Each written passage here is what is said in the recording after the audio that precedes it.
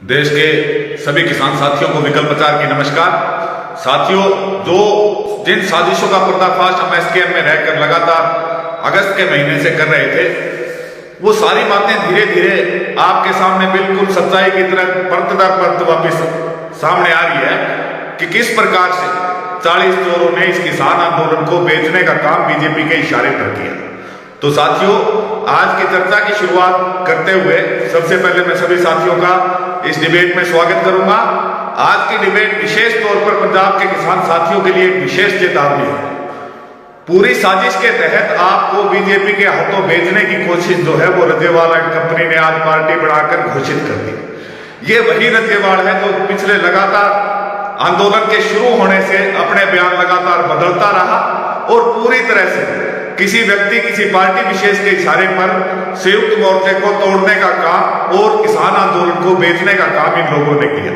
तो साथियों, जो भी साथी जुड़ जाएं, अधिक से अधिक इस डिबेट को ग्रुप में शेयर करें, क्योंकि जब हम अगस्त में पर्दाफाश कर रहे थे इन साजिशों का, जो बातें आज आपको दिखाई दे रही है, ये बातें हमने अगस्त 2021 के अंदर खुली प्रेस कॉन्फ्रेंस में दिमसला में बताई थी कि बिल्कुल आंदोलन को भेजा जाएगा और ये लोग पूरी तरह से राजनीतिक लोग हैं जो कि इस किसानों के आंदोलन का फायदा किसी पार्टी विशेष को पहुंचाएंगे। तो सबसे पहले हम इस डिबेट की शुरुआत करें, उससे पहले हमें आंदोलन की शुरुआत में जाना होगा। जब आंदोलन पंजाब में रेलवे ट्रैक पर शुरू हुआ तो पूरी फाइनेंसिंग जो थी वो कैप्टन अमरिंदर सिंह की इन सभी जत्थेबंदियों को 32 चोरों को कैप्टन अमरिंदर ने पूरी तरह से फाइनेंस किया। कैप्टन अमरिंदर के पैसे से ये लोग आंदोलन पंजाब में ही रखना चाहते थे। जब संयुक्त मोर्चा की पहली ऑफिशियल मीटिंग दिल्ली के अंदर बीएन सिंह के नेतृत्व में हुई, जब यही रजेवाल, यही डल्लेवाल और यही इसके साथी थे जिन्होंने कहा कि हम दिल्ली नहीं आएंगे, सितंबर 2020 की मीटिंग थी, क्योंकि इनकी सरकार के साथ वार्ता होनी थी। जब वो वार्ता फेल हुई तब अक्टूबर की मीटिंग में इन्होंने माना कि हम जो है आंदोलन में तो शामिल होंगे, जो 26-27 का दिल्ली कूच का हमने ऐलान किया था, लेकिन हम लोग हरियाणा में जहां बॉर्डरों पर रोक दिए जाएंगे वहीं पर रुकेंगे, हम दिल्ली नहीं आएंगे, क्योंकि इन लोगों की मंशा कानून वापस दिलवाने की या एमएसपी दिलवाने की नहीं थी। इन्होंने केवल अपना राजनीतिक फायदा उठाना था। इसलिए ये लोग चाहते थे कि पंजाब के अंदर रहकर आंदोलन को फरवरी तक लंबा खींचा जाए और उसके बाद राजनीति का लबादा उठकर ये लोगों के सामने आए। लेकिन साथियों, 26 नवंबर को जिस प्रकार हरियाणा के बहादुर किसानों ने सारे बैरिकेड तोड़कर बॉर्डरों तक पंजाब के किसान साथियों को पहुंचाया, और ये रजेवाल वही है जब पंजाब के किसान साथी शंभू बॉर्डर तोड़ रहे थे तो ये किसानों के आगे लेट गया था कि मेरी लाश पर से आप दिल्ली जा सकते हैं, नहीं दिल्ली नहीं जा सकते थे, क्योंकि इन 32 चोरों का मंसूबा बिल्कुल नहीं था कि किसान को अपनी हक की लड़ाई दिल्ली में जाकर लड़े या जीते। इनका टोटली मंसूबा जो आज इन्होंने संयुक्त समाज मोर्चा बनाया है, इस तरीके से चुनाव लड़ने का था। किसी तरह किसान दिल्ली पहुंच गए तो जहां पूरे देश का किसान का एक बड़ा जनसमूह इकट्ठा हुआ, सरकार से लगातार हमने दबाव देकर 12 मीटिंगें की, वहां भी इन लोगों ने किसी भी मीटिंग के अंदर एमएसपी को मुद्दा नहीं बनने दिया। हरियाणा और देश के सभी किसान साथी कहते रहे कि हमें एमएसपी मुख्य तौर पर चाहिए, काले कानून जो है उनके साथ साथ एमएसपी का मुद्दा होना चाहिए, लेकिन इन लोगों ने वो बात बिल्कुल नहीं मानी। और जब आंदोलन कामयाबी की तरफ जा रहा था, जब 8 जनवरी को अमित शाह से मीटिंग के बाद 15 जनवरी की मीटिंग में ये काले कानून भी वापस होने थे और एमएसपी के लिए कमेटी भी बननी थी, तो इन्होंने 14 जनवरी को घोषणा की कि जो हमने 26 जनवरी लाल किले कूच की घोषणा की थी, इन्होंने 14 जनवरी, साथियों तारीखें याद रखिए, 14 जनवरी 2021 को 32 की 32 जत्थेबंदियों ने प्रेस कॉन्फ्रेंस करके कहा कि हम दिल्ली नहीं जाएंगे। आंदोलन को कमजोर करने के लिए हरियाणा के किसान साथियों को संयुक्त किसान मोर्चा से निकालने की कोशिश भी की गई, लेकिन जब ये कोशिशें सिरे नहीं चढ़ी और इन्हें 17 तारीख को दिल्ली कूच का, 17 जनवरी को दिल्ली कूच का वादा करना पड़ा रजेवाल को, उसके बाद ये लोग 23 जनवरी को, जहां इनकी फंडिंग की शुरुआत अमरिंदर से हुई थी, उसके बाद एनआरआई और हरियाणा और पंजाब के किसान साथियों ने लगभग 1300 करोड़ रुपए की फंडिंग इन लोगों को दी। 23 जनवरी को ये लाल किले वाला रूट बदल देते हैं और सरकार से बीजेपी के इशारे पर बीजेपी से फंडिंग लेकर उस आंदोलन को फैल करने की साजिश जो थी वो राकेश टिकैत, रजेवाल, अमित शाह, इन लोगों ने, युद्धवीर सिंह, इन लोगों ने मिल बैठ के रखी थी कि किस प्रकार से किसानों को 2 रूटों में बांधकर दंगा फैलाना है ताकि आंदोलन दिल्ली से दोबारा पंजाब की तरफ चला जाए। लेकिन हरियाणा और पंजाब के किसान साथियों ने बहुत हिम्मत और बहादुरी के साथ, उस दिन मैं टिकरी बॉर्डर पर था जहां पंजाब के ये रघु मानसा, ये रजेवाड़, ये दल्लेवाड़ 3 दिनों के लिए भूमिगत हो गए थे। वहां हम लोगों ने अपने लोगों के साथ जाकर लाल किले पर पहुंचे, क्योंकि लोगों की इच्छाएं लाल किला पर जाने की थी, गांवों में घूमने की नहीं थी। लेकिन जब फिर भी इनसे आंदोलन नहीं तोड़ा गया तो यही रजेवाड़ है। इसके 27 जनवरी के बयान सुनिए कि हरियाणा वालों ने आंदोलन में दंगा भड़का दिया, जाट आंदोलन की तरह इस आंदोलन को खत्म करेगा, क्योंकि उसे पता था कि पंजाब के साथी वापस भाग रहे थे और हरियाणा के साथी पूरी तरह से आंदोलन में डटने के मूड में थे, आंदोलन को जीतने के मूड में थे। जब इसकी वो चाल नहीं चली तो राकेश टिकैत के माध्यम से बॉर्डर पर बैठे हुए किसानों को डराने के लिए बीजेपी ने एक नाटक रचा, जहां पर केवल और केवल 100 किसान थे उस गाजीपुर बॉर्डर पर। रात को अचानक कैसे 1000 मीडिया कर्मी आ गए, वो भी सारे के सारे मोदी मीडिया वाले, और वहां पर राकेश टिकैत को पुलिस के सामने रोता हुआ दिखाया गया, ताकि टीकरी बॉर्डर और सिंधु बॉर्डर से किसान जो है उस पुलिस कार्रवाई के डर से वापिस अपने घरों को लौट जाए। लेकिन वो चाल भी बीजेपी की, क्योंकि किसान की आत्मा शुद्ध थी, किसान का लड़ाई बड़ी शुद्ध थी, इसलिए सभी साजिशों के खिलाफ परमात्मा ने किसानों का साथ दिया। और वो टिकैत का रोना जो किसानों को बॉर्डर खाली कराने के लिए रोया गया था, वो रोना उल्टा पड़ गया, पूरा हरियाणा रातों रात गाजीपुर बॉर्डर पहुंच गया।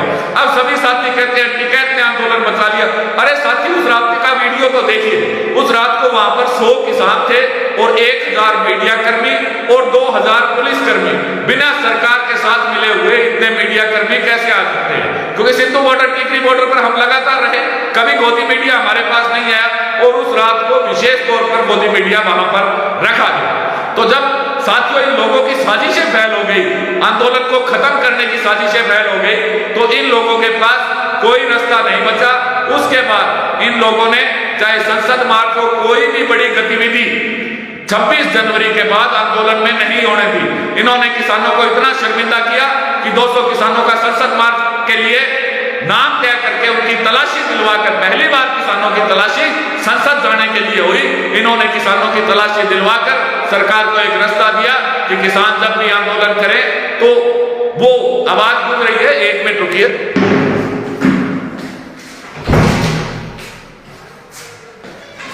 किसान जब भी आंदोलन करें तो आप उनकी संख्या इस प्रकार से लिमिट कर सकते हैं।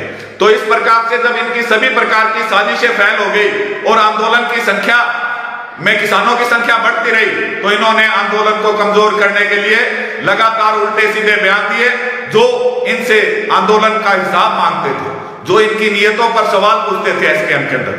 आज मैं सुन रहा था रजेवाड़ को कि एसकेएम केवल पंजाब की 32 जत्थेबंदियां नहीं है, एसकेएम देश के 475 किसान संगठनों का एक संगठन है।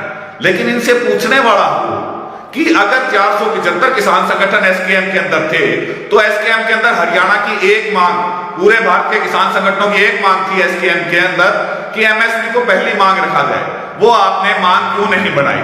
तो इस प्रकार से इस आंदोलन को पूरी तरह से तितर बितर करने में इन लोगों का साथ है।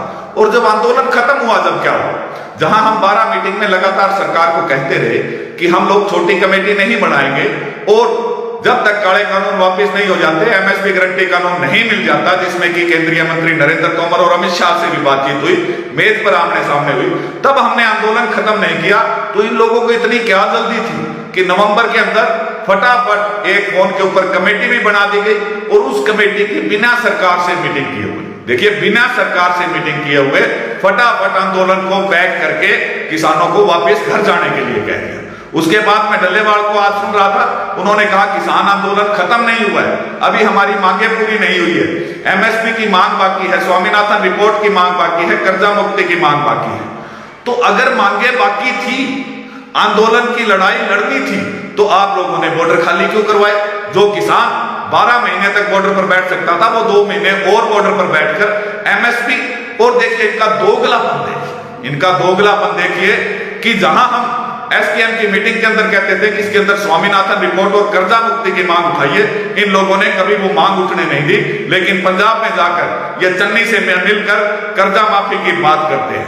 इन लोगों के दोगले चेहरे देखिए कि अमरिंदर की फंडिंग से आंदोलन शुरू किया, अमरिंदर से गन्ने के भाव बढ़ाकर उसको फायदा दिलाने की, राजनीतिक फायदा दिलाने की कोशिश की गई, उसके मुंह में लड्डू दिए गए। उसके बाद बीजेपी को खुश करने के लिए आंदोलन को फटाफट पैक किया गया और कर्जा मुक्ति के लिए ये लोग चन्नी से मिले। और अभी इनका दोगलापन और देखिए कि ये 35 जो जत्थेबंदियां, 32 जत्थेबंदियों ने जो संयुक्त समाज मोर्चा बनाया है, वो संयुक्त समाज मोर्चा गठबंधन करेगा आपसे। यानी आप लड्डू खिलाओ अमरिंदर को, पैसे लो अमरिंदर से, हाथ मिलाओ बीजेपी से, कर्जा माफ कराओ चन्नी से, और समझौता या गठबंधन आप करना चाह रहे हैं आप पार्टी से। तो इसके लिए आप पार्टी को भी मेरा क्लियर है कि इन लोगों की नीयत जो है वो बिल्कुल पूरी तरह से, ये लोग आपको और पंजाब के लोगों को पूरी तरह से पूरी साजिश का पर्दाफाश करूंगा कि पूरी साजिश के साथ ये लोग बीजेपी को पंजाब के अंदर लाना चाहते हैं। और ये बात आज लिख लीजिए, जिस प्रकार अगस्त में हमने कहा था कि ये 40 चोर आंदोलन बेचेंगे, आज सारे सबूतों के आपके सामने है कि किस प्रकार जो ऐलनाबाद चुनाव के अंदर रज्जेवाल और टिकैत आकर कह गए थे, जब हमने चुनाव लड़ा था किसानी झंडे के नीचे कि संयुक्त किसान मोर्चा कोई चुनाव नहीं लड़ेगा, विकल्प प्रचार हमारा उम्मीदवार नहीं है।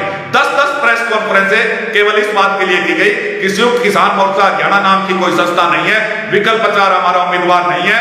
आज वो लोग कैसे ये कह सकते हैं कि हम संयुक्त किसान मोर्चा में भी है और हम चुनाव भी लड़ेंगे। तो निश्चित तौर पर आज भी आपसे समझौता करके ये पंजाब के लोगों को बहुत बड़ा धोखा देने जा रहे हैं, क्योंकि आज जहां पंजाब में कांग्रेस की स्थिति पूरी तरह से सरकार बनाने की तरफ कर्जा माफी के बाद जा रही है, उसके बाद एक साजिश के तहत यह प्लान किया गया 3 दिनों के अंदर अंदर कि किस प्रकार से कांग्रेस की वोट तोड़ी जाए, आपकी सीटों की संख्या बढ़ाई जाए, और इस बहाने यदि आपने गलती से इनमें से 5-7 जिता भी दिए तो वो 5-7 निश्चित तौर पर, जिस प्रकार हरियाणा में दुष्यंत चौटाला बीजेपी को गाड़ी निकालकर बीजेपी की गोदी में बैठा, 100% लिख लीजिए, जो भी जीतेगा वो बीजेपी की गोदी में जाकर बैठेगा। और पंजाब के अंदर सरकार, अगर आपने इस साजिश के तहत जिस प्रकार आंदोलन में आप लोग नहीं जागे, हम लोग लगातार इनका पर्दाफाश करते रहे, अगर आप नहीं जागे तो निश्चित तौर पर ये लोग अपनी सीटें प्लस में बीजेपी की सीटें और प्लस में अकाली दल की सीटें और आप बाहर से समर्थन करके 100% जो पंजाब कहता था बीजेपी को वोट नहीं आएगा, उस पंजाब के अंदर निश्चित तौर पर ये बीजेपी की सरकार बनाने जा रहे हैं। दूसरी तरफ राकेश टिकैत ये कह रहा है कि मैं योगी से बात करना चाहता हूं, योगी से मिलना चाहता हूं, तो उस सांप का भी असली रूप आपको 10-15 दिनों में दिख जाएगा। पूरी तरह से बीजेपी के लिए प्रचार करती हुई टिकैत यूनियन की टीम आपको यूपी के चुनाव में दिखेगी। आज वो मिशन यूपी के नाम पर चुप हो जाता है। दूसरी तरफ इन लोगों का दोगलापन और व्यक्तिगत स्वार्थ देखिए, जो संयुक्त मोर्चे में साथ बैठते थे अपने स्वार्थों के लिए, किसानों का फंड और चंदा खाने के लिए, वो रज्जेवाल कहता है गुरनाम चढ़ूनी यदि चुनाव के लिए पंजाब में आया तो हम इसका विरोध करेंगे। आज वो किसानों को बताए कि आप जब चुनाव के अंदर किसानों से वोट मांगने जाएंगे तो किसान आपका मुंह काला करे या आपका मुंह काला ना करे। डेली बयान बदलना, इसी प्रकार चढ़ूनी अलग लड़ रहा है एक पार्टी बनाकर एसएसपी, संयुक्त समाज मोर्चा एक अलग से क्रिएट हो गया। उग्राहा जी है वो चुनाव का विरोध करने की बात कर रहे हैं, यानी कि निश्चित तौर पर वोटों का ध्रुवीकरण रोकने के लिए, वोटों को बांटकर किसी भी तरह से पंजाब में बीजेपी की सत्ता लाने के लिए, अरे कुत्ता भी जिसकी रोटी खावा है ना, कुत्ता वो भी उसका वफादार हुआ है। इन किसानों ने जहां आंदोलन को अपनी जान देकर, और याद कीजिए वो समय ऐलनाबाद चुनाव के अंदर संयुक्त किसान मोर्चा ने हमें चुनाव हराने के लिए लखीमपुर खीरी के किसान साथियों की, जो किसान साथी शहीद हुए थे, उस किसान साथियों की जो कलश यात्रा थी, वो कलश यात्रा पूरे ऐलनाबाद चुनाव में 27 दिन लेकर घूमे। बोले जब तक हमारे किसानों को इंसाफ नहीं मिल जाता तब तक बीजेपी हारनी चाहिए, विकल्प प्रचार हारना चाहिए। तो आज मैं रज्जेवाल और उस चोर कंपनी से पूछना चाहता हूं, क्या हुआ लखीमपुर खीरी के किसानों को? क्या अन्याय मिल गया? क्या वो मंत्री सस्पेंड हो गया? क्या उन मृतकों और उन आश्रितों के ऊपर से केस वापस ले लिए गए? नहीं लिए गए। तो अब हम आप जैसे गिरे हुए नहीं है कि लखीमपुर खीरी के हमारे उन शहीद साथियों की कलश यात्रा लेकर पंजाब में आए, लेकिन पंजाब के अंदर जहां जहां हमारा जोर चलेगा, हरियाणा संयुक्त किसान मोर्चा के साथी आपकी हर गांव में जाकर पोल खोलेंगे कि आप जो रजेवाल एंड कंपनी है वो आपके कंधे पर बंदूक रखेगी और उसका फायदा निश्चित तौर पर बीजेपी को पहुंचाएगी। इन लोगों ने पूरा जो राजनीतिक साजिश के तहत आज वो लोग कहते हैं जो उनसे अलग है सात जत्थेबंदियां कि हमारी एमएसपी की मांग पूरी नहीं हुई।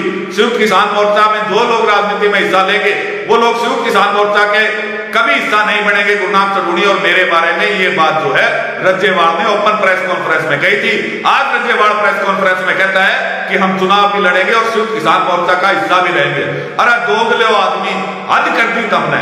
इन किसानों 750 किसानों ने शहादत दी और इसलिए दी कि किसान को एमएसपी मिल सके, किसान को कर्जा मुक्ति मिल सके। हरियाणा के किसान साथी जब कर्जा मुक्ति की बात उठाते थे, मध्य प्रदेश राजस्थान के किसान साथी बात उठाते थे, तो ये रज्जेवाल कहता था 3 काले कानूनों के अलावा हमें दूसरी बात नहीं करनी। नितिन गडकरी का जिस प्रकार मैंने बताया कि नितिन गडकरी से जब हमारी बात हुई तो निश्चित तौर पर एमएसपी कानून देने को तैयार थे और 3 काले कानूनों को स्थगित करने के लिए तैयार थे। लेकिन क्योंकि इन्होंने किसान को कुछ मिलने नहीं देना था, इसलिए इन लोगों ने हमें जो है एसकेएम से बर्खास्त किया। एसकेएम से बर्खास्त किया ताकि इनकी साजिशें जो चली जा सके, किसानों का इस्तेमाल ये लोग कर सके। हमने लगातार इनका विरोध किया साथियों। और उस समय आप साथी भी जो सोशल मीडिया पर है या किसान है, कि संयुक्त किसान मोर्चा के खिलाफ आप किस प्रकार बोल सकते हो, क्योंकि हमें झूठ चीज पसंद है। हम फिल्म भी वो देखेंगे जिसमें सच्चाई ना दिखाई जाए, झूठ दिखाया जाए। एक हीरो 100-200 आदमियों को कूट रहा है, गुंडा है, वो फिल्म का हीरो है, तो हम लोगों को झूठ सुनने की आदत पड़ गई। तो आप उस झूठ में ऐसे खोए हुए थे कि हम जो साथी इन लोगों की जो आंदोलन में हम लोग 11 महीने लगातार जो रज्जेवाल दल्लेवाल जो है ये कभी भी आपको इसके अंदर बॉर्डर के ऊपर बैठे हुए नहीं मिले। बॉर्डर के ऊपर हम लोग लगातार 11 महीने टेंट और झोपड़ी के अंदर रुके। जबकि आप पूछिए रज्जेवाल से, आप पूछिए दल्लेवाल से, आप पूछिए 32 जत्थेबंदियों के मालिकों से कि ये लोग कौन से होटल में रुके, कौन इनको फंडिंग दे रहा है। तो साथियों, जिस प्रकार से हमने ये साजिश का पर्दाफाश किया, मेरा सभी साथियों से अनुरोध है कि इस डिबेट को ज्यादा से ज्यादा शेयर करें ताकि पंजाब के किसान साथियों को बीजेपी के हाथों बिकने से बचाया जा सके। और जहां तक रज्जेवाल एंड कंपनी हरियाणा के, मध्य प्रदेश के, राजस्थान के हम सभी किसान साथी जो ओरिजिनल संयुक्त किसान मोर्चा है निश्चित तौर पर पंजाब में आएंगे और आपकी साजिशों का पूरा खुलासा पंजाब के किसान साथियों से करेंगे। अब भी यदि आप अपने कदम वापस नहीं उठाते हैं तो निश्चित तौर पर जिन किसानों ने आपको सिर पर बिठाया है वो सिर से गिरते हुए टैब नहीं लगा देंगे। पंजाब के किसान भाइयों से फिर से अनुरोध है कि इस वीडियो को ज्यादा से ज्यादा पंजाब के जितने भी ग्रुप्स हैं उनके अंदर शेयर कीजिए। हरियाणा और देश के किसानों को इस आंदोलन में पूरी तरह से पंजाब की जत्थेबंदियों और राकेश जी कहते हैं ठगा, क्योंकि हमारा आंदोलन का मुख्य मकसद था एमएसपी मिलना। एमएसपी मिलने से देश के लगभग 90% किसानों को फायदा था, जो इस रज्जेवाल और टिकैत कंपनी ने नहीं होने दिया, जिसके कारण आज किसान 750 शहादतें देकर घर वापस लौटकर पूरी तरह से मायूस है, पूरी तरह से निराश है। वो समझ नहीं पा रहा है कि उसने 1 साल के आंदोलन में क्या लेके आया। 750 लाशें हैं, लगभग 3000 करोड़ रुपए घर से खर्च किए, लगभग 2 फसलें हमारी खराब हुई, लेकिन मिला क्या? जो काले कानून तो 4 जून 2020 को आए थे, उससे पहले ना तो मेरे हिसाब से किसान का बेटा हवाई जहाज में उड़ रहा था, ना किसान का बेटा ऑक्सफोर्ड में पढ़ रहा था, ना किसान कोई हवाई जहाजों में उड़ रहा था।